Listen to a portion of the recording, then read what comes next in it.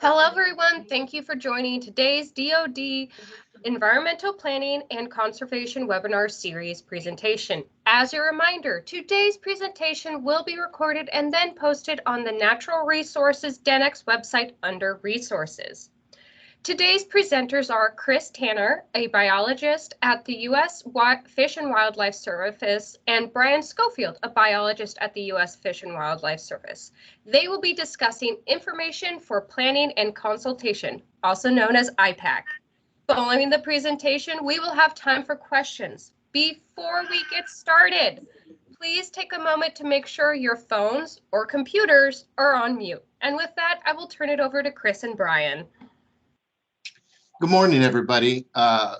Like Jerry said, my name is Chris Tanner, and I'm a biologist with the U.S. Fish and Wildlife Program, or U.S. Fish and Wildlife Service. And today, we're going to start out with a short overview that provides a history and a description of IPaC, specifically highlighting the tools that we offer to help with environmental review. We're also going to show some information about how each of these tools are used and the value that they can provide. So what is IPaC? IPaC stands for Information for Planning and Consultation. It is a public-facing online application that provides project planning tools to help streamline the process of Section 7 consultation. Notice that I said process, and it never is designed to take out the gray matter exercise that our biologists and your all's biologists do as part of the process. If you've used IPaC before, this should look familiar to you. This is IPaC's homepage and the link to access IPaC online. All of the functionality on our main, or what we call our production IPaC, is also available in our beta platform. We're going to be using the beta platform today. Our beta site is fully public, available for everyone to use and to be able to go out and just get familiar with IPaC, test it out, see what things look like. Where production will actually write records into our system and send emails to our offices when you all submit a project, our beta site doesn't do either of those. Okay, so let's go ahead and move on. So this is the vision that guides the functionality we release in IPaC to help with consultation. Essentially, we're trying to improve the process of Section 7 consultation and not the gray matter exercises. Our goal is to make the process easier for both our agency partners and our Fish and Wildlife Service biologists. We think that leveraging technology to help with the process will improve consistency, transparency, predictability, and that if the process is easier overall, we can deliver better conservation. So how did we get there? In the late 2000s, some people started thinking about how technology could help with consultation, and IPaC was conceptualized and underway. In 2010, IPaC came to life with the initial functionality of simply delivering official species lists. Since then, we've been continually enhancing what IPaC can do and adding to the tools available to help with consultation. Our two most notable upgrades included releasing determination keys in 2016. With this major update also included a login process and the ability for multiple users to collaborate work on a project and share files. At that time, IPaC had just over 2,500 users. In 2017, IPaC made additional enhancements to automatically link helpful species information, e.g. survey guidelines, were available in the official species lists. That year, the service also developed a vision for IPaC, out of which resulted a robust new functionality called the Consultation Package Builder, or what we call the CPB for short. And we released the CPB at the end of 2020. So today we're going to discuss the three main tools in IPaC: the official species list, determination keys, and the consultation package builder in more detail in the following slides. And you're going to see those demonstrated a little bit later. I want to emphasize, though, that while these are the three main tools, there's a lot of smaller pieces of functionality or tools that we also have available in the system. All right, so starting with official species lists, we deliver almost 300 official species lists daily on behalf of our field offices. We do this pretty much 24 hours a day, 7 days a week. We've delivered over 300,000 official species list documents in the last 3 fiscal years. IPaC's OSLs, or official species lists, automatically include supporting information for 116 species across 20 field offices.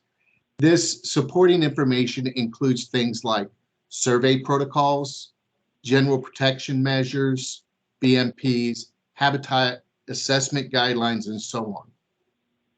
Fish and Wildlife Service field offices can choose to upload these attachments for delivery, and it makes it a quick and easy way to help people know what to do for a species as soon as they know that they may have that species in their action area.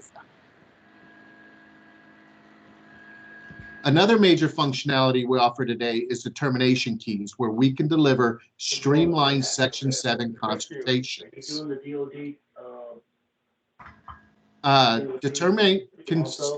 Can someone mute their phone, please?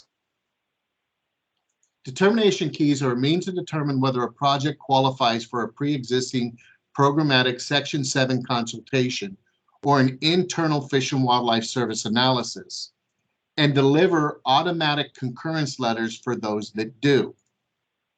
Determination keys, what we call D keys, are simply dichotomous keys. You can think of them like botany guides. These are not a new concept, and they've been around on paper for decades. IPaC is simply providing a digital automated delivery system for such keys. We currently have 21 D keys in the system on production, and we can even provide a list of those determination keys to you after the presentation. I will say that determination keys, when we build them and we put them into IPaC, they're typically developed with a federal action agency and a Fish and Wildlife Service sponsor to distill and deliver programmatic consultations. If a non-federal user or not the agency affiliated with the programmatic answers questions in a D key, they can receive a consistency letter that can then be submitted with their submitted to the federal action agency that can then turn that into a concurrence letter or whatever document that is appropriate for that programmatic. Delivering D keys through IPaC allows us to do things with programmatic consultations that were not available or efficient on paper. For example, we can use geospatial intersects to automatically answer questions, and we can include survey questions which allow us to track the use and implementation of each programmatic consultation, as well as spatially track where D keys are being used. With D keys, Fish and Wildlife Service can get a clear view of how our programmatic consultations are being used on the ground, and action agencies are getting documents more quickly with repeatable and consistent results. Further, IPaC is moving the needle on consistency in the way adjacent offices handle consultations. Since the inception of D keys in 2016, agencies and applicants have used IPaC to help them reach effect determinations for over 74,000 projects across 38 field offices. In fact, we've done over 61,871 in the last 3 years alone. D keys are designed to provide automated responses to our users, including concurrence letters. Some concurrence letters may have a small hold time to allow for Fish and Wildlife Service to QC the project, but users are not sitting around waiting for a response letter from the Fish and Wildlife Service. So D-keys are a huge win-win for both the Fish and Wildlife Service and the action agencies. The functionality is one of our most requested, and we're working not only on entering more of them, but on improving our developer tools to allow for them to be coded more quickly and deliver on more things. So that brings us to our third tool, and that is the Consultation Package Builder, or once again, what we call the CPB. Incomplete or poor information in consultation requests were ID'd as a major factor in being unable to complete consultation in a timely manner. CPB was designed to directly address this need. CPB provides a consistent and hopefully more complete consultation package at the time of submittal, with the goal that it will reduce the need to request additional information. Consistent format also makes it easier for the Fish and Wildlife Service biologists to find the information they need in the analysis document. With the release of our updated software that includes the Consultation Package Builder, we can now pull in detailed activity and species-specific data to assist our users in putting together a more complete assessment for consultation. This data comes from one of our internal Fish and Wildlife systems, and is called the EPM, or Effect Pathway Manager. Consultation Package Builder leverages the data that we store in EPM, and all of this additional data is delivered via prompts to users to explain resource needs of specific species, analyze specific suggested stressors, and consider recommended conservation measures. So the three main tools described today, the official species list, determination keys, and the Consultation Package Builder, are all independent features that can be used individually, sequentially, or in any combination to assist the user in project planning and consultation with the service. Excuse me. I did bring up a EPM, or the Effect Pathway Manager, just letting you know that it is an internal only Fish and Wildlife Service software that implements a structured system. What's up? Amanda's first day today. Oh, Her hey. access call. Come back Can- by a little bit after Elisa's out of her meeting to pick up the keys. Can someone please mute their phone? So EPM is a systematic approach to evaluating causal relationships between activities and their potential effects on a federally listed species. Consultation Package Builder leverages that data in EPM to deliver those prompts to the users to help them in their analysis within the Consultation Package Builder. So from a user perspective, the time savings and values are huge. If each determination key document saves a user 5 days of waiting time, and this is a very conservative estimate, D-keys have saved our user 51,000 weeks of time from October of 2018 to June 2022. And that's over 980 years, most of which was previously spent with a project either in the mail or sitting and waiting for a review. And these numbers don't account for other savings of time and resources and value added, such as consumables by sending less paper documents, paper, ink, postage, savings of time of field offices not needing to maintain lists of species by county on their websites, more accurate official species lists and use of programmatic consultations through D-keys, getting more consistent and transparent, and improved consultation requests needing less interaction or review time. I've mentioned this before. All of the functionality and data on our production are also available on our beta. Anyone could use beta to test out IPaC without creating official records and without generating emails to actual biologists. So that's going to end my introductory portion of this presentation. I am now going to turn this presentation over to Brian, and Brian is actually going to show you he's going to demonstrate and walk you through the IPaC system. So Brian, can you take it? Yeah, Chris, can you see my screen, the presentation? It looks like I can. Great. Actually, sorry, Chris, Brian, this is Megan. I'm gonna stop for a moment. We've muted everyone who's on Teams, but we're still getting some feedback. So those of you on the phone, if you could please check your mutes, it would be really appreciated. Thank you. Yep, thank you. Hi, my name is Brian Scofield. Like Chris, I'm a biologist with the IPaC program.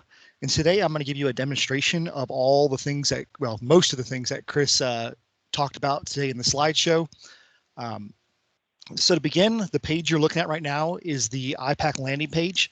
As Chris had mentioned, we're doing this demo in our beta environment. Anybody is welcome to use this beta environment to test projects if you don't want to create real records. So you can tell you're in the beta environment by this big beta banner, as well as this big banner at the bottom. I'm going to close that out to give us a little more space. So on this landing page, there's 3 tiles here that explain the general features that are within IPaC. There's also a list of helpful videos. So these videos include the things that I'll be talking about today and the stuff that Chris talked about, and even more in depth on some of these tools. If you just click on one of these particular videos, it'll expand, and then you'll have a YouTube link to that video. Also on this landing page is the frequently asked questions section. This is a pretty robust list of questions, and if you click on them, you'll see the answer here. So I'm going to scroll back up to the top, and we're going to go ahead and get started and click this big blue button. Keep in mind, in IPaC, the blue button is like a call to action button. It is generally the next step you need to do. So IPaC is heavily leveraged in geospatial data, and the first thing you have to do when you get a project is identify where it is on this map. So you have a variety of ways you can do that. First, you can find your location. You can type in a location. You can upload a shapefile. You can select by county or state. You can put in GPS coordinates. For this one, I'm going to just type in Fort McCoy. And we'll see. And you can see it functions just like Google Maps. So you can use your little pan out feature. You can pan out, you can zoom in, you can change your base map layers. Like I can switch over to satellite view if I wanted to, and then see that information. All these tools are to aid you in identifying where your project location is. Once you have a project location that you want to use, or an area you want to use, you can either use a sketch tool, and you can draw a circle around it.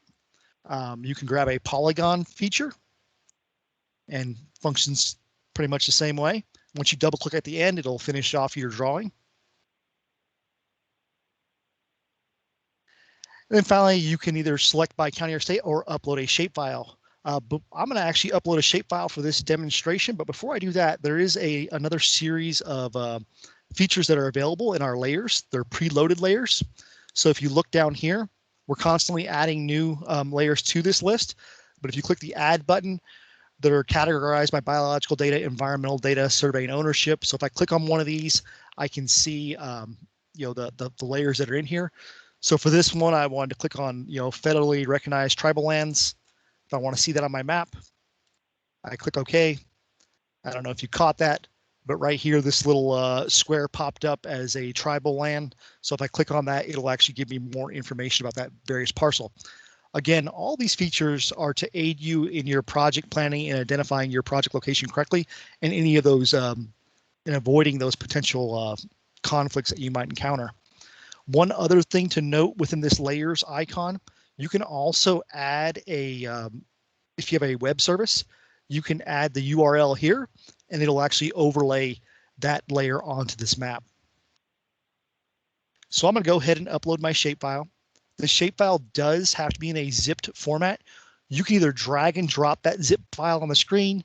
You can browse and upload that file like this. And once you bring in your shapefile, you could, if you had something that was incorrect or you want to change something, these little vertices, these little squares, you can always click and drag and adjust your shapefile if you want to until you have where you want it. I like where I'm at, so I'm gonna go ahead and click continue. Another note on shapefiles. Currently, IPaC supports ArcGIS shapefiles, polygon shapefiles. We do not accept polylines. We can accept points, but the points will be automatically buffered into the system. So once you click continue, so far we haven't created any like official records or saved any projects in IPaC, and we won't do that until we actually define our project. But this project right here is our Explore location page. This project, it will give us all the resources that we potentially intersected, and this is not for consultation purposes, but just informative. The next step for the consultation stuff will be when we define our project. So I'll orient you on this page. Top left corner is the U.S. Fish and Wildlife Field Office that has jurisdiction over this project. You can see right here, it's the Minnesota Wisconsin Field Office with their contact information. If there was more than one field office intersected, you would see multiple field offices listed here. Next, we have the county and state that we intersected, as well as this change location button here. This will allow you to go back to the previous map and edit your project location in case you drew something incorrectly. And then we have our list of resources. The first resource that you see right here is the Endangered Species tab. This will list all endangered species that we intersected their range. One thing of note, it doesn't apply for this particular location, but it's very important around the coastlines. We do not include NOAA species, so that is separate. You would have to go to their web applications websites to find their information. So once you see this list of species, you can view it in this list or thumbnail format. And then when you click on the actual little pictures or the name, if you're looking in the name section, it will actually give you more information about these individuals. So like here, the rusty patch bumblebee, if I click on it, I get a description of its status, the actual description of the species, a link to more information about it. There's also general project design guidelines, species survey guidelines, and habitat assessment guidelines that have been uploaded for this species. One thing to note about these guidelines, you will not find this for all species in all offices. It's up to the local field office to upload these, and if they upload them, then IPaC will share them to their user. Then one other thing I want to note, these actual species guidelines, you can actually download the documents right here as well in this little tab. If multiple species had information, it would concatenate all that information into one nice PDF.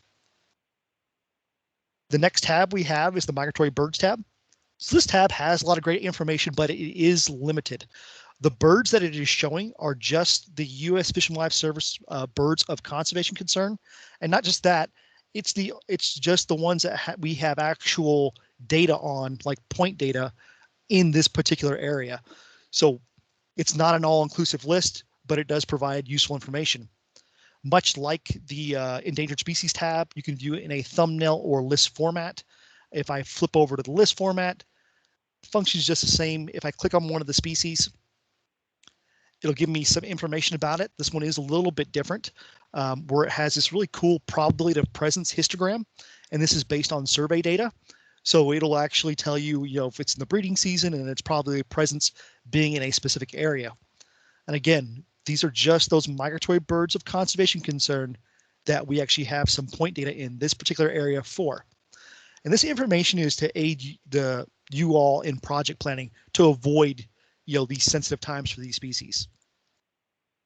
Another thing to highlight here is this little tab, the probability of presence summary.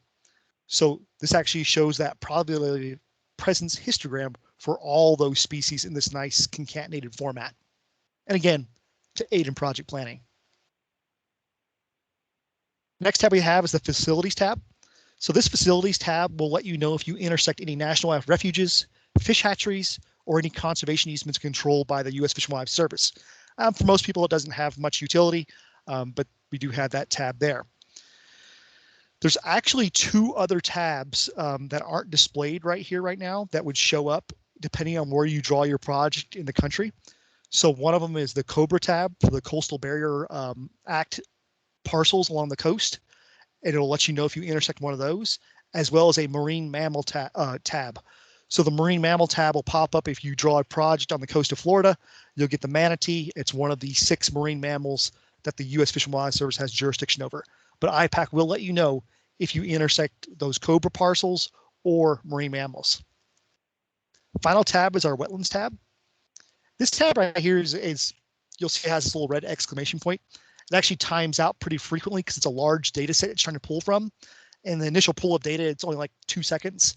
And then when you click this try again tab, it'll generally run for about 30 to 40 seconds and try to gather all the data.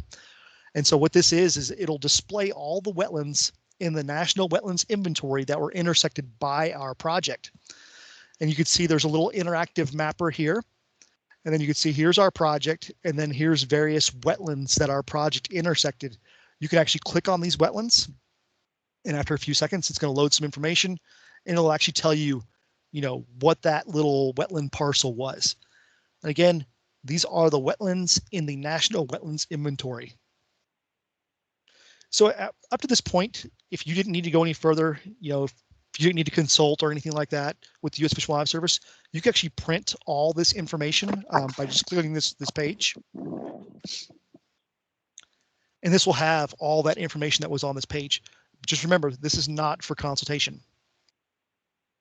Because we're interested in consultation, we're going to go ahead and define our project. So when you define your project, this is going to actually create a record in IPaC that you can return to over time. So we gave it a generic project name, and today we're going to do some prescribed fire as our project description. Please, when you do actually go in here, please make a thorough project description. You do have a character limit of up to 4,000. This is just a very short one for this demo. I'm going to click save. So now it's brought us to our project location page, and this project is now stored under my account, and I can always come back here and return later to this page and work on this project. Orient you on this page. This first tile in the upper left corner, this little pencil will let you edit the project name and description if that changes. If the project location changes, you can click this little expansion arrow, and it'll allow you to go back and edit your project location.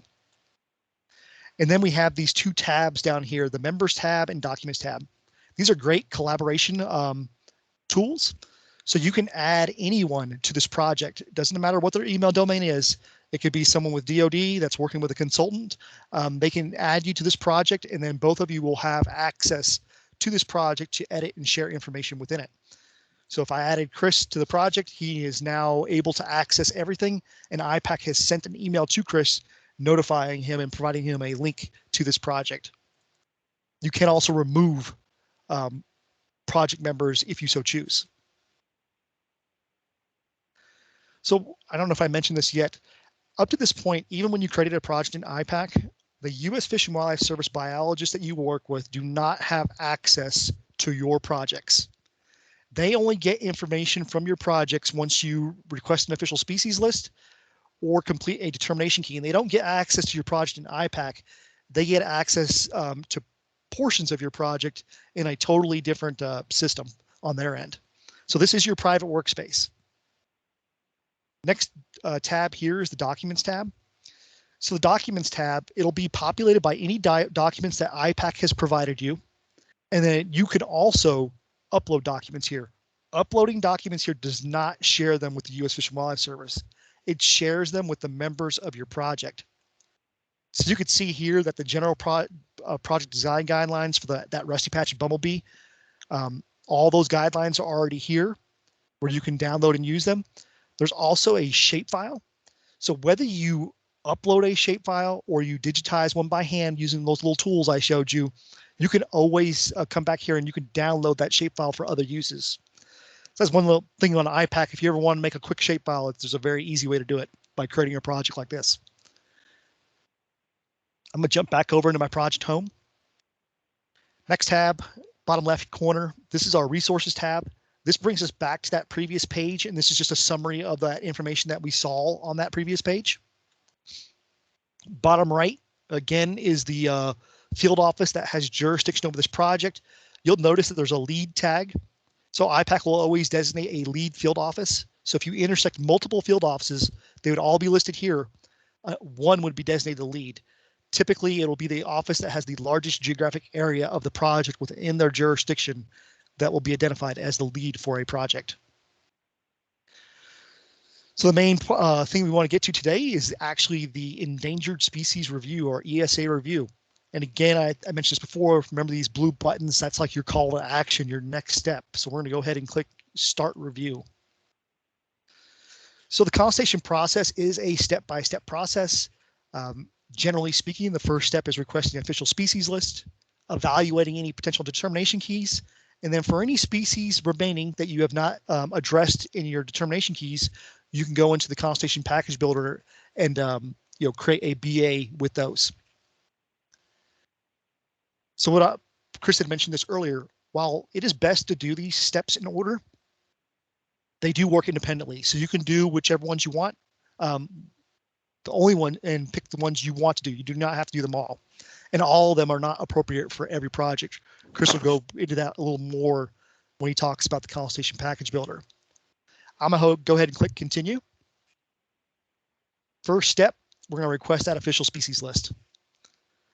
So once you click that button, it's going to prompt you with a few questions. These questions are going to be used to populate an internal database for the U.S. Fish and Wildlife Service, so it logs this project for you. So first question, if there's a federal nexus, I'm going to say yes. It's going to ask me who I work for. I'm going to say a federal agency. Depending on which one of these I select, it would actually change the next drop-down menus. They're all smart and have pre-populated data for the most part. Next step we have, I'm going to say I'm the lead agency. My role on this project, I'm going to say I'm the lead project proponent. And what agency do I work for? Well, today I'm working for the Army. This list is a pre-populated list. It's a type ahead.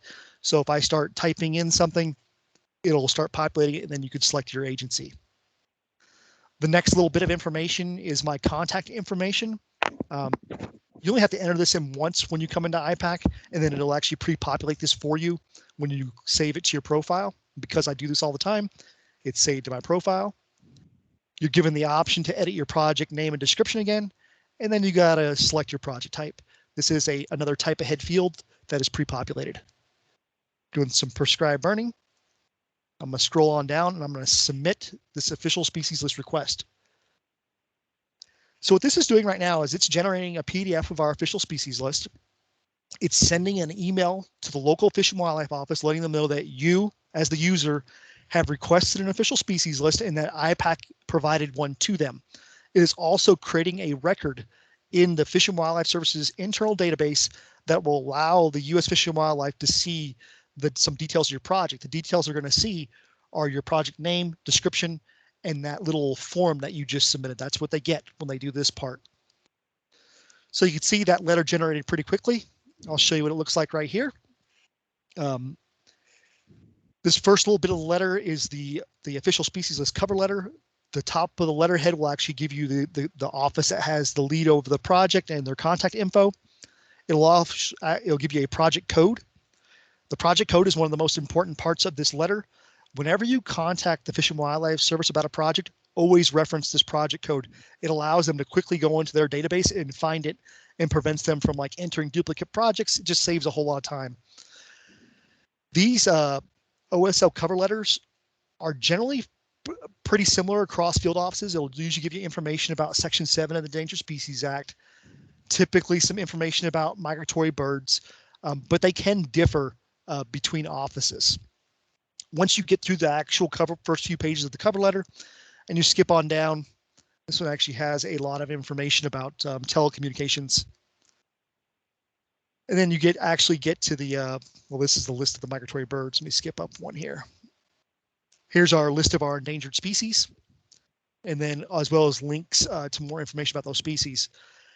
If you notice, when I was going down through this official species list was really long because they included all that information about migratory birds and all that stuff.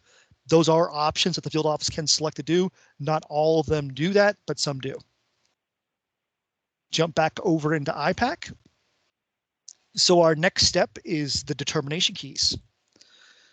So like Chris said before, determination keys are just logically structured sets of questions which assist a user in determining whether a project qualifies for a predetermined consultation outcome based on an existing programmatic consultation or some kind of internal standing analysis by the U.S. Fish and Wildlife Service. So you can see in this part of Wisconsin in our beta platform, there are 4 potential determination keys we can use. This first one's for federal highways projects. I'm not even going to look at it because I'm not federal highways. So I'm going to skip that. The next one down that I am going to look at is the Minnesota-Wisconsin Federal Endangered Species Determination Key. And if you ever want to look at one of these, you just click Evaluate. And when you click Evaluate, it'll actually give you a pretty, most of them have a pretty robust description on what the key covers, what it's used for. So you can see that here. There's also a link to the programmatic document that this key is based on. And generally in these descriptions, it's going to tell you, what this key is for, who it's for, and what it does not cover. There is also pretty cool in this key. There's actually a link to a video that shows the use of the key. So you can always check that out as well. As you scroll on down, it'll let you know what species are covered by the key that you intersected, which is this first group. And then this key also covers these species, but we did not intersect these species. They were not on our official species list. So we only have to worry about these guys for this particular determination key. We did not intersect any critical habitat, so none is checked here, but this does cover critical habitat as well in this state. All right, I like this, so I'm going to go ahead and check to see if my project qualifies. The first series of questions that I'm going to be prompted with are a series of it's called our qualification interview. It gets at who you are, and then it kind of guides you to an effect determination.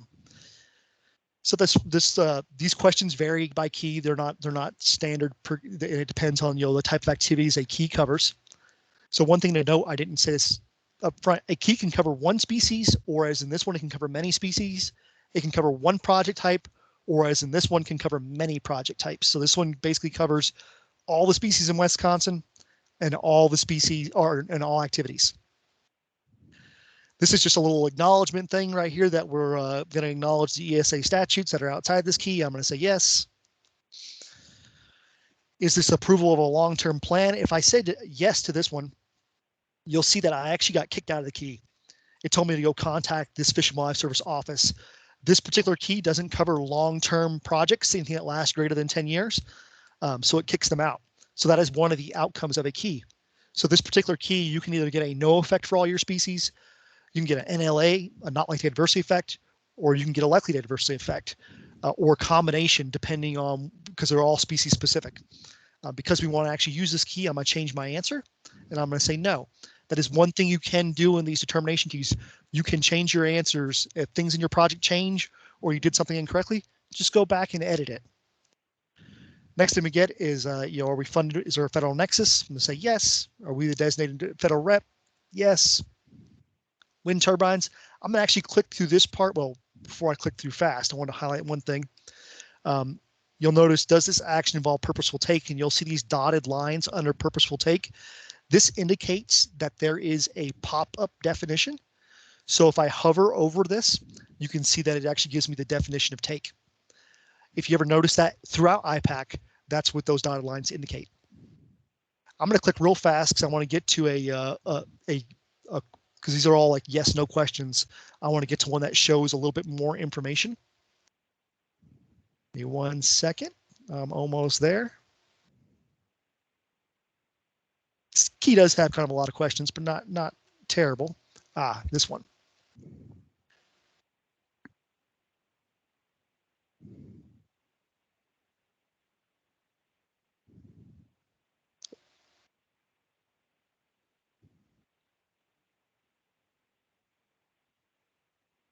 Give me 1 second. I messed up one thing right here and I've got to change my answer.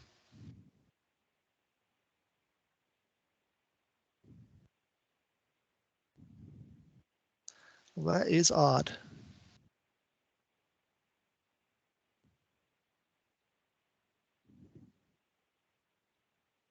I'm sorry, I don't know why this is not. There's actually what I was going to show you, and for whatever reason is not working. This particular a feature that's within a determination key, if depending on how you answer certain questions, like this one typically, and I'm not sure why it's changed, if you click yes to certain questions, like this one up here where it's talking about habitat, if this certain habitat exists, a lot of keys will say, have you performed a survey or a survey for the species? And if you had, it'll actually give you the ability to upload your survey results. And that's what I was going to show you here, but for some reason it's not popping up. There's one thing to note. We are constantly making changes in our beta platform, so sometimes the keys don't work quite correctly in this platform, but generally they're pretty good. But anyway, I was just going to highlight the ability that you can actually upload documents based on certain questions. You'll be prompted with that, to justify your effect determinations. I'm going to go ahead and click over and show you. I just jumped down through the key. The last question right here. So this key, all those questions were the first several questions were kind of like project-wide questions, and then it'll actually narrow down to species-specific questions like this one at the end, where it's talking about the tricolored bat being proposed for listing and whether we want to make a no effect, may affect, not likely, or may affect. I'm gonna just go ahead and click no effect. And you can see based on the answers to our key, we have reached a preliminary determination of may affect, not likely to adversely affect. I'm gonna click save and continue.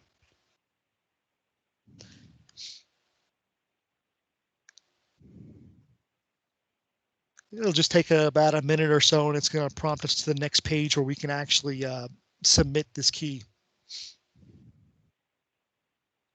There we go. All right, again, it lets us know that we have made a determination of may affect, not likely to adversely affect. If you'll remember, I checked no effect on that that tricolored bat. The reason why it's may affect, not likely is because one of the other species I made a may affect, not likely to affect determination for. So it defaults at a project level to the highest determination. It lets us know that based on the answers that we are provided, our action is covered by this key. And do we want to submit this project to the service for concurrence verification and get concurrence on our effect determination? I'm going to click yes. You'll notice this form looks just like the previous one. When you submitted your official species list, it's already populated because I already filled this out. If I scroll on down, I still like all the information that's in here, and I'm going to click conclude, NLA, and submit. So again, just like with the official species list, right now the system is sending an email to the Fish and Wildlife Service saying that you as a user requested concurrence for this project for these species, for these determination types, and that IPaC issued them a letter back. And then it populates the internal system with the U.S. Fish and Wildlife Service with that information. Here is that letter that it is generating. So again, just like the official species list, you got the the field office and the letterhead, and then you also got that same project code. So the project code does not change in your project. Every document in your project will have that same code. The subject line lets us know this is a verification letter. If I scroll down through here, it gives us a little blurb about IPaC in section 7, and then it gives us a list of the species and the determinations that were made through the key. And then it lets us know that this particular key, Chris had mentioned this before, there's a 30-day hold on this key. Basically what this means is that the Fish and Wildlife Service concurs with your determination after 30 days if they don't have any issue with this project. So with that gives them a little bit of time to review this automated process. So this,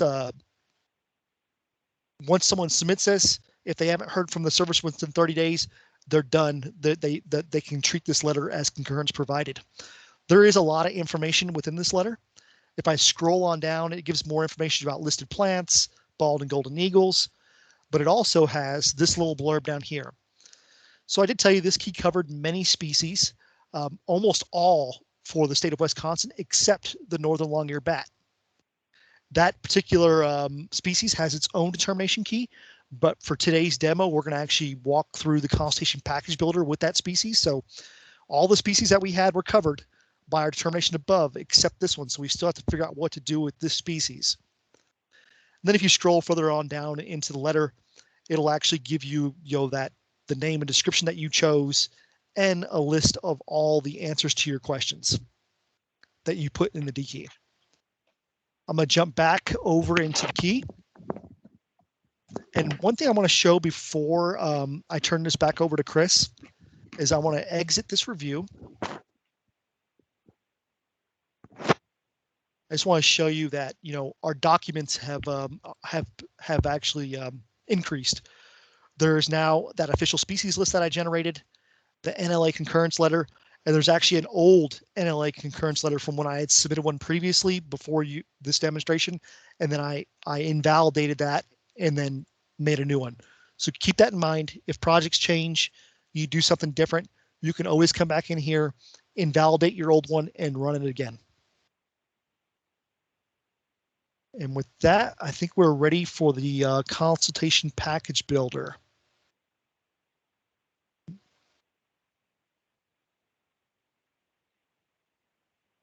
Sorry, I got caught up answering a question. No problem. Do we need to address questions now? We're waiting until the end. No, right? we'll wait until the end.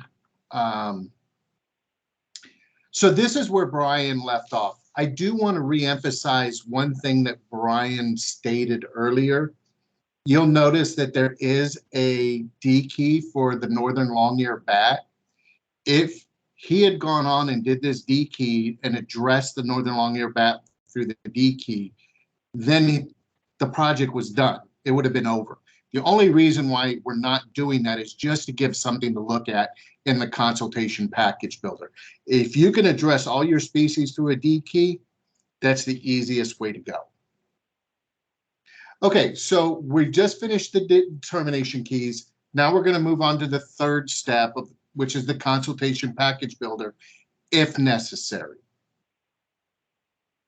And when you go into the consultation package builder, it's important for me to point out that it is not always necessary to use the CPB. The CPB is very detailed. It is going to take some work to build it. It is designed to basically produce a biological assessment, a biological evaluation with an in-depth analysis document. So we're going to put you through a little bit of an interview to make sure that you're not going in there and using it when you don't need to. So if you have already determined that your project will have no effect on all other species not covered by a D key, you don't need to use the CPB. If you have already analyzed and made justified effect determinations for all of the species in your action area, then you don't need to use the CPB. And if you only expect those remaining species to need minor technical assistance, you don't need to use the CPB. But if you can't say all of those, then the CPB may be a tool that is a good fit for you. So I'm going to go ahead and enter the consultation package builder.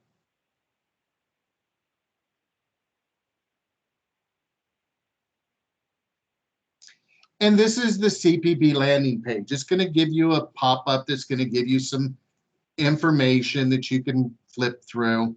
I'm going to go ahead and exit out of that. And the first thing I want to point out in this is this left-hand side is a dynamic navigation panel. This is going to help you keep track of where you are, what you have completed, and allow you to navigate around in the system. Not only are there titles, but I can actually click on some of these things and move down to a different area. So this is our navigation panel. What on the right-hand side, this is the document that we're actually building. In the navigation panel on the left, it's important to note that these are, this is in a workflow suggested order, not a document order. So for example, one of the first things in our document, if we pan up, is our executive summary. But if we look at our navigation panel over here on the left, our executive summary is one of the last things that we do. And it's also organized into two sections of what you'll be doing. All right, so this document on the right is going to fill in as we go.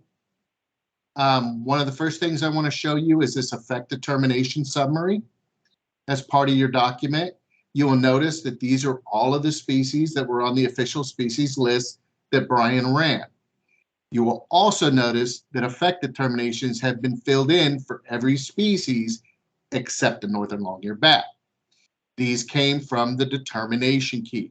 These tools can work together. So because we've addressed all but one species, those are already addressed. The only species that we would need to cover under the consultation package builder, if we have to do an in-depth analysis, is this northern long-eared bat. All right. Now, one of the tools, another tool that I want to point out here is this little magic wand in the bottom right-hand corner. If you notice that it is blinking blue, that means you are out of the suggested workflow order. If I want to get back to where what is suggested for me to be working on, I simply need to click the wand, and it'll take me back to where the first step in my workflow, which is description of project habitat. Throughout this whole process in CPB, you'll notice that anything that we suggest you do next, we call this the blue action button. We have a secondary button, which is white. So if I wanted to skip this step, I can do so by clicking the white button. But if I am working in the order that is suggested, I'm going to click the blue button to get me to where I should be. Let's see, anything else I want to do? Okay, let's go ahead and get started. I want to show you a few things. So the first thing is I'm going to click my blue action button to enter my project, a description of my project habitat. You will notice here, there's a required in this box.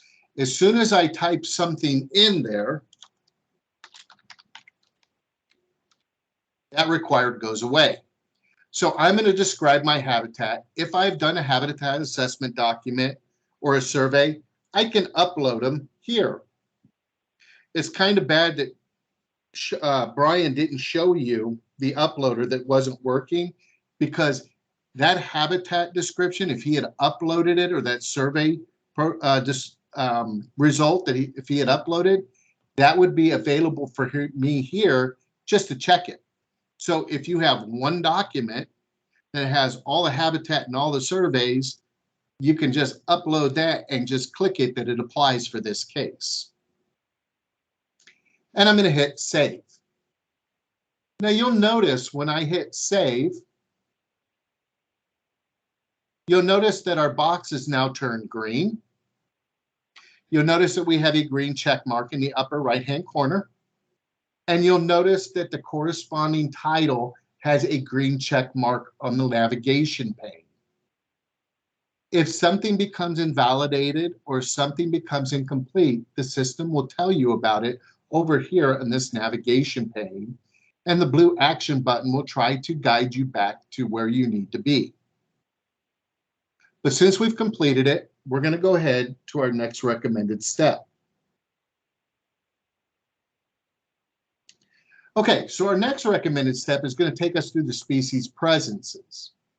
Because we only have one species here, we are only going to see the one, because all the others are handled by the determination key. I do want you to notice real quick before I do anything here, if we go down a couple boxes on the left under the Analyze Species group, you'll see no species are marked as present. So there's nothing right now that we need to analyze. But when I go and enter for the northern long-eared bat whether it is present, and the first question says, can you rule out the presence of the northern long-eared bat? I'm going to say no. Was a survey done? I'm going to say no. How might the bat use this area? You'll notice that we put in some little blurbs of instructions of things that we would be looking for here. I'm just going to say roosting. Hopefully you would do a little bit more detailed, and click save.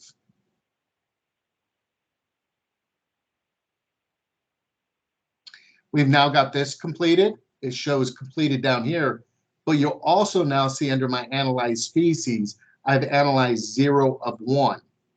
So now the system recognizes that we need to analyze a northern long-eared bat. But before we do that, we need to know what we're analyzing it for. So our next recommended step is going to take us down into our describe activities. And here I'm going to enter my project purpose.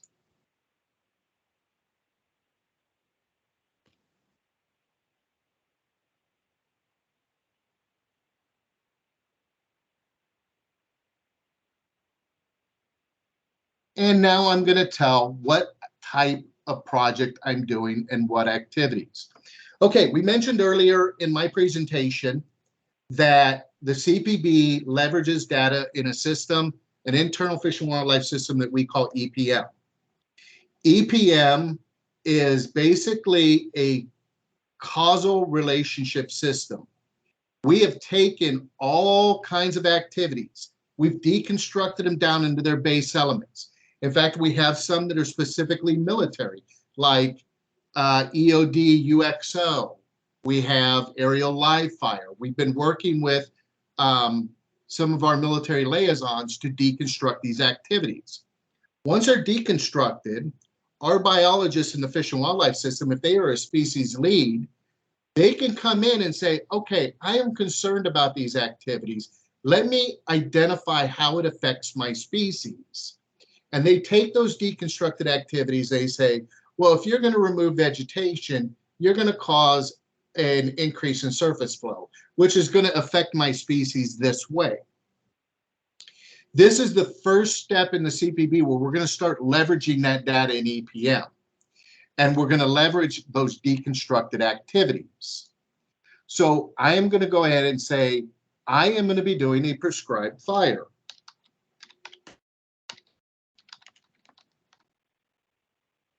And you can see it's right here. And if I click on it, it's going to show me the different types or different pieces of a prescribed fire. I may not be doing all of these. I may be doing all of them. I can identify exactly what I'm going to be doing. In this case, for just this demonstration, I'm only going to pick one so we can keep things short. And I'm going to do the post-fire mop-up. Okay, now that that's done,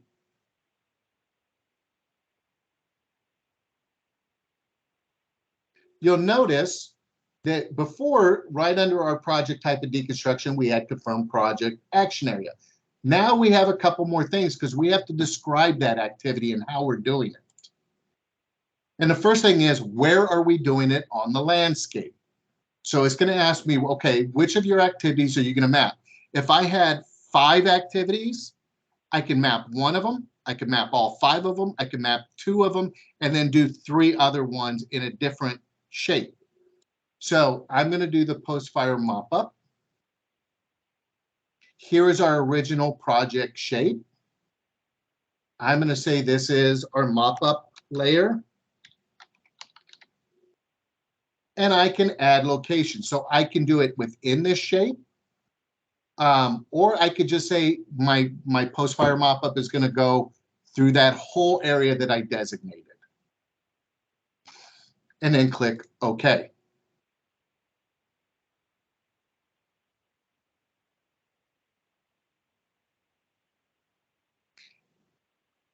And my next step is to tell a little bit about when is that going to occur. Okay, so now we're at that point that we're going to start drawing on EPM data again. But this time, instead of drawing on the activities, we're drawing on what the biologist said could occur based on those activities. Now, we're not saying they're going to happen. What we're saying is these can occur. If you're going to be doing post-fire mop-up, one of the things you may be doing is introducing contaminants. You may be driving vehicles through there, which is going to put in contaminants. You could be kicking up ash, which is going to create dust in the environment. We're not saying it's going to occur. We're leaving it up to you as the user to tell us if it's going to occur. But there are things that we are starting to prod and say, hey, think about this and tell us if it's going to happen. In this case, I am going to go ahead and say that one of these is going to occur, but the rest of them, I'm going to say will not.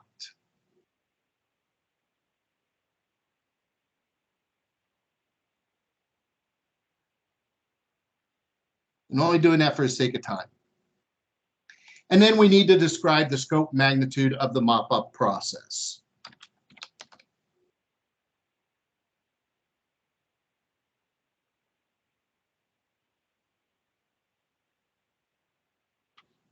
Okay, next recommended step. Because I said there's an introduction of contaminants, I need to explain how big that introduction is going to be. But the first thing we're going to do is say, are there any conservation measures you plan on implementing to avoid this increase in contaminants? If the U.S. Fish and Wildlife had a conservation measure designed to avoid this increase in contaminants from this mop-up process, we would suggest it to you here and you would see that indication. In this case, we don't. But you can say, yes, I am going to add a conservation measure, or no, I'm not. If you say yes, it's going to prompt you to say, okay, tell us how you're going to do it. Just for this demonstration, I am going to say, no, I'm not doing a conservation measure. And then it's going to ask me, well, how big is this going to be? How big of a problem is this increase in contaminants going to be? And then where will it occur?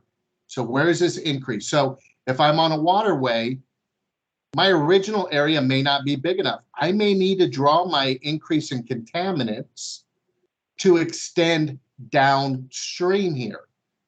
And if I draw it that it's going to extend downstream, what the system is going to do is it's now going to take that, it's going to redraw your area to include what you added. It's going to requery the system to make sure that no species need to be added to your list. So it's smart. In this case, I'm not going to add any area. I'm just going to clone the project location and click OK and save it.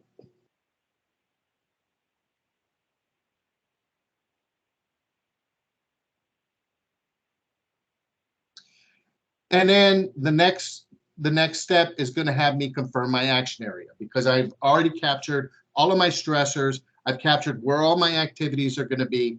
That, in essence, is what an action area is. So I'm going to confirm my action area and then move on. Okay, so that gets us through the basic portion of it. The next part that we're going to do is the species by species analysis. I am going to show it to you real quick, but we're not going to complete the whole thing.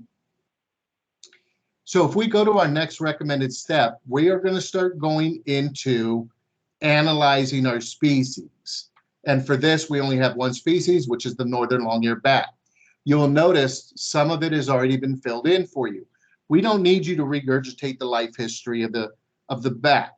We know the life history. We know the legal status. We don't need you to have to write anything on it. But there's still some areas to fill in. I'm going to jump ahead real quick. This project was done exactly like this first one, but I filled in some things already just to show you. Okay, so where we're at now is what we're looking at is what we call indirect interactions to the northern long-eared bat. We identified that we're going to have a stressor of introduction of contaminants. Will that introduction of contaminants affect our bat in any way? And the first way we're going to look is see if that introduction of contaminants affects the resources that are important to the feeding, breeding, and sheltering of the northern long-eared bat. And in this case, we're first going to look at the hibernacula.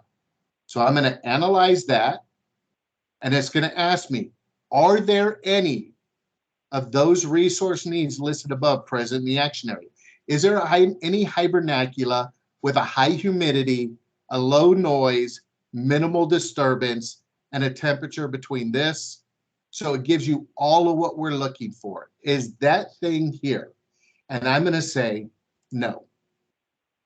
And how do I know? Because I did a survey, and here is my survey. Oops. And save it.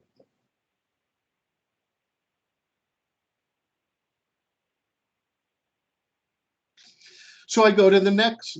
Why is it jumping around on me? So I go to the next one. are there any insects? And really what we're looking for is moths, butterflies, beetles, caddisflies, flies, larvae. Or is there any of that here? Yes, there are. Describe it. What is the abundance? There's much. It's also going to show you down here that there is a link between an introduction of contaminants and a decrease in insects.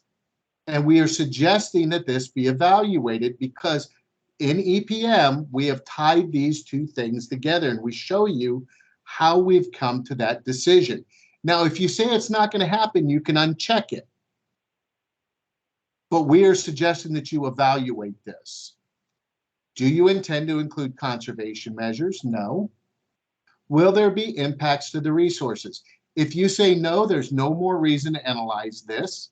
If you say yes, it's going to ask you how big of an impact is it going to be? We're going to impact 1 acre's worth of insects.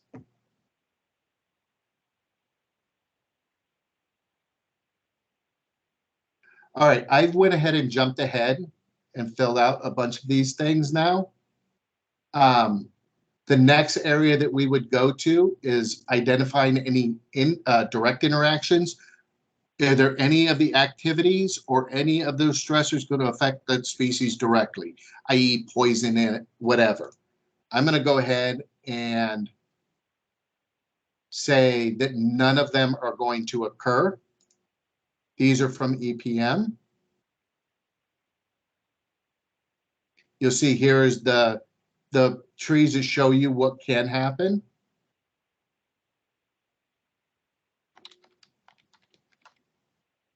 And save it.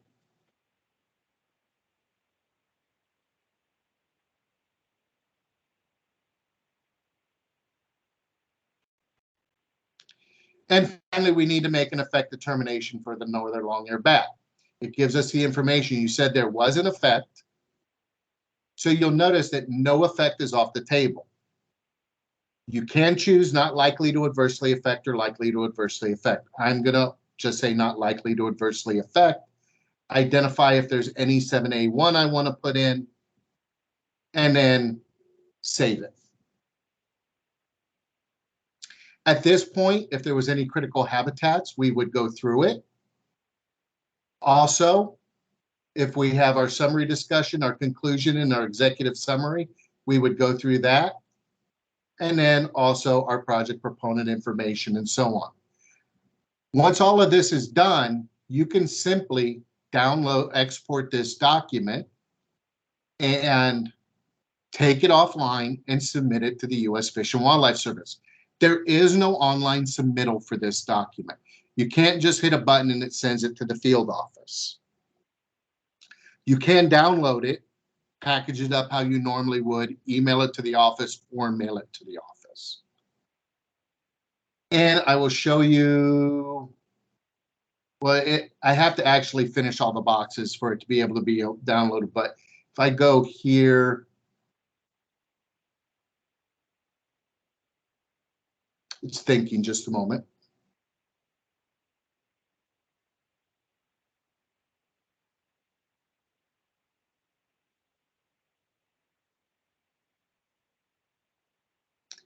And I go to resume review.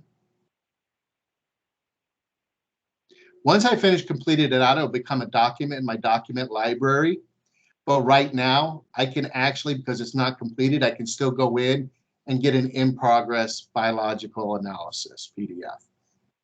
And this would be our document that we were building on the right-hand side. So you'll see it's been on our documents page now. All right, with that, I think I'm done showing the consultation package builder. I probably overwhelmed everybody. I am going to stop sharing, and I think this is a good time for us to take questions. Thank you, Chris. Thank you, Brian. So yeah, if everybody wants to, those of you who are on phone, you can take yourselves off of mute and come forward and ask. We will unmute people on our side for anybody who came through the webinar browser. Please ask your questions. You can also, if you're afraid to ask questions, type them out in the meeting chat. So please do come forward and ask your questions.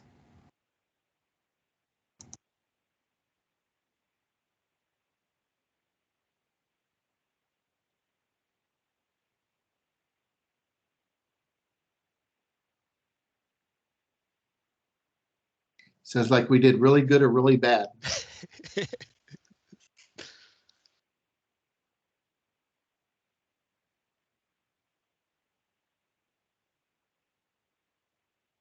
Oh, there's a hand up.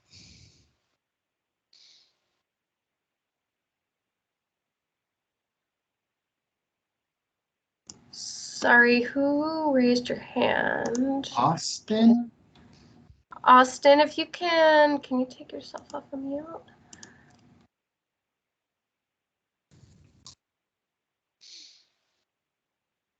Oh, hold on. Let's see here. Robert says, sorry, I probably missed it, but the intent to use this site to build a package for a project only requiring requiring informal consultation. You know, here's the thing. This is going to build a full document that's basically a biological analysis that you would use normally for formal consultations. The time that I would say that the CPB is good is for formal consultations, or if you are really unsure and need to do an analysis to make sure to determine what your effect will be. Does that answer, Jerry? Did that get at the question? It's for both. It's for informal and informal. It can be, yes. I'm not getting a response, but we'll move on to the next question. What if there is no D key for an endangered species in our project area? Do we need to go directly to the local USFWS office for an NLAA concurrence? Yes. Same as always. Hi, Chris. If you can get yourself off of mute, you can definitely come forward. Excellent. Can you hear me? Yes. Hey guys, Chris and Brian, great presentation. I've been using IPaC for the last 10 or so years, and I really appreciate the progress that you guys have put into it, making our jobs in the military easier, and I'm sure easier for you guys. My question is, I'm curious about the geospatial data that underlines the system specific to the species ranges. Where does that information come from? And how detailed is it? Is it coming from species experts or field guides, or is it a U.S. Fish and Wildlife Service product? Everything that you said. So one thing to note, that IPaC, we just deliver these maps, these species list area maps. We're just querying against them. They're developed by the lead biologist for that species, and typically there's a team involved that develop those maps based on, survey literature history of the species and things like that. And they vary dramatically in how coarse or refined they are. Currently, there's a huge initiative in the service redoing a lot of those maps, making some of them better, making some of them worse. But yes. Excellent. Very good. And I also know that NatureServe is in the process of refining and developing more detailed species range maps as well. So that's really good to know. Thank you. Yeah, and they use. Go ahead, Brian. I was just going to say they have been using a lot of these remote sensing habitat models. Like, it's a pretty standardized way of picking out some kind of environmental variable and then using remote sensing and ArcGIS to, basically auto select an area based on those different pixel colors and stuff like that from the land cover. So a lot of modeling. Very good. I will say that we've also worked. I think we've worked with NatureServe on some of these. Okay, good. Excellent, guys. Thank you. Mm-hmm. Okay, we have a couple more questions coming in. Where can this be used, or conversely, where does this does this not work? Which You could use it in Guam. You could use it in Hawaii, Saipan, anything that's under the U.S. jurisdiction. I hope that answered your question.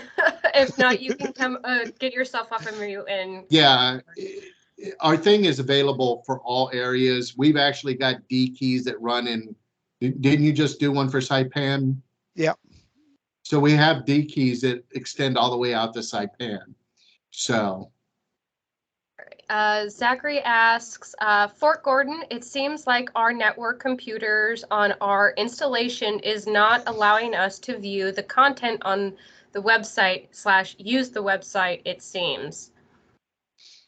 That would probably be an internal firewall of some kind. Yeah, they'd have to talk to their IT people about that. And I will say that IPaC no longer supports, what was it, Chris? Was it the old Explorer? Yeah, we don't support Internet Explorer. We also cannot support anything smaller than a iPad.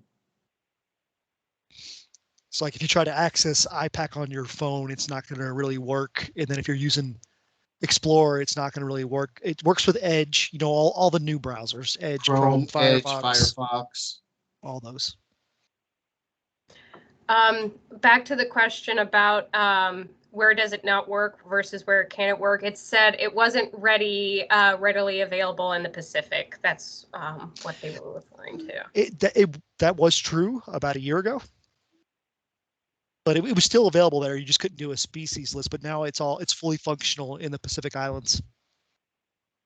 Next question. We are signed up for the IPaC training at the upcoming NMFWA conference. Thanks for the presentation. Sorry, that was a comment. Let's see here. Another comment. A couple weeks ago, a colleague of mine said that the species list was coming across as incomplete for a very large project. Is this something that the service was aware of? If so, was it this fixed? Robert, maybe you want to come off and explain more? Go ahead, Brian. Did you have something to say? I would just mention it. If you didn't submit a help desk ticket, we probably don't know. But nobody else reported it. Yeah, and I'll also say a lot of times when you get an incomplete list, it may be issues in the mapping. While we don't control the mapping, we just query against it. But we would like to know, we can always pass that along and make sure it's not us and let the mapping people know. I'll also say that, yes, I am going to be presenting this exact same presentation at the NMFWA course. The difference is after I will go more in depth into the CPB, and after the end of the NMFWA course, I'm going to stay around and people are going to be bringing computers and playing around in the system, and I'm going to be working with them to help them. So that's going to be the big difference. Mr. Michael Wright, if you want to unmute yourself, you can come forward and ask your question. Hi, this is Michael Wright, and yay, I'm so glad y'all are coming to NMFWA to provide the training. That's awesome. I was just going to kind of comment back on Robert's question and my earlier question. There have been changes with how the various species map lines are drawn, and projects that were once you were reviewing and your project was in a species habitat, which may have been rightfully so, now might not be showing up. So that might be why your list is looking like it's incomplete. So it's more of a question of if you know that seems like it's an issue, make sure you're coordinating with your Fish and Wildlife Services office to make sure whether or not you really should include it in your analysis. That's just a recommendation on my part. Yeah, they may not know that their mapping is off. Yeah, if you know of a species being somewhere that we don't, definitely tell us. It's just weird that, 1 month it's mapping there and another month it's no longer mapping there. Yeah, I mentioned that they're doing this big mapping effort. So that's definitely been happening a lot more in the last probably year than has in the last 10 years, because they've been updating those maps. So some areas get cut out, some areas get added. So your list will change, and IPaC will notify you in the user interface when you go to my project file. It'll let you know when a species, when one of those ranges has changed. It queries it every time you log in.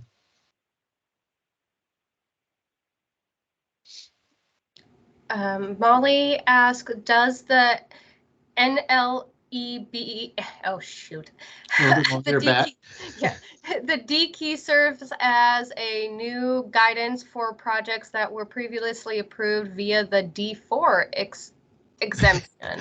I know. I'll answer. So the 4D rule key, the one that's been out for the last several years for the 4D rule, that 4D rules only exist for threatened species. The northern longyear bat is now going to be an endangered species on March 31. And on that date, we will be releasing a new determination key that will cover a lot of projects. It will not be a 4D key because you can't have a 4D rule with a endangered species. So the 4D rule one is going away. New key is coming in to replace it to help you out. She does go on to ask, is there a fast track approval process for projects that were previously approved? I would go back into the IPaC and you'll delete that old evaluation and run it through the new one. Molly, I hope that answered your question. Well, there's also another part of that. I will say this is probably not applicable to you. Some of the old ones, like the Federal Highways D key that covered the northern longyear bat, they put protections in that said, if you got an NLAA under the old paradigm, you can continue that after March 31st. Yeah, the 4D rule one didn't go into NLAAs, yeah. So that doesn't apply to this one. But yeah, you should be able to do it right in the IPaC interface. You'll just go in there, and when you go into your list of D keys, there's a little view modify button. You can click that old one, view modify, delete it, the evaluation, and then that new one will pop up and you can run right through it. I think what they're concerned, O'Brien, is then will there be a hold time on it? Depends on their determination. If it's an NLA, yes. If it's not an NLA, if it's a no effect, then no. But you can. Oh, go ahead, Brian. Sorry. I was just going to add, there is one, the new one is in our beta site. I don't know if you noticed on the screen. It is a work in progress. They're still making some edits to it, but it's pretty much there.